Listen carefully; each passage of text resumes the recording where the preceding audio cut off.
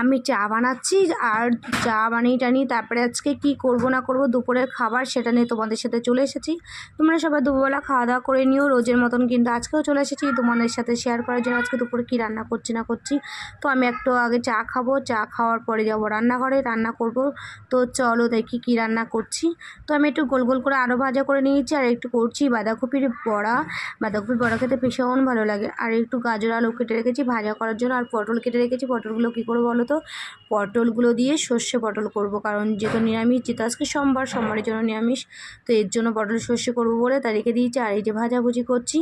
তো রান্না বান্না করে টোরে এই ঘরে চলে আসলাম। ঘরে এসে ভাবলাম কি করব, বৃষ্টি হচ্ছে, বৃষ্টিটার জন্য খুবই ভালো লাগছে। কিন্তু ঝড়টা না হয়, যদি বৃষ্টিটা হয় তাহলে খুবই ভালো হয়, দারুণ হয়, কারণ যেহেতু ঝড় একদমই ভালো লাগে না। তো বৃষ্টি হলে চিটচিট করে বৃষ্টি বলে খুবই ভালো লাগবে। আর এই বৃষ্টির মধ্যে কিন্তু গরমের ভাবটা খুব কম পাওয়া যাচ্ছে, কারণ যেহেতু গরম পাচ্ছে না, কারণ যেহেতু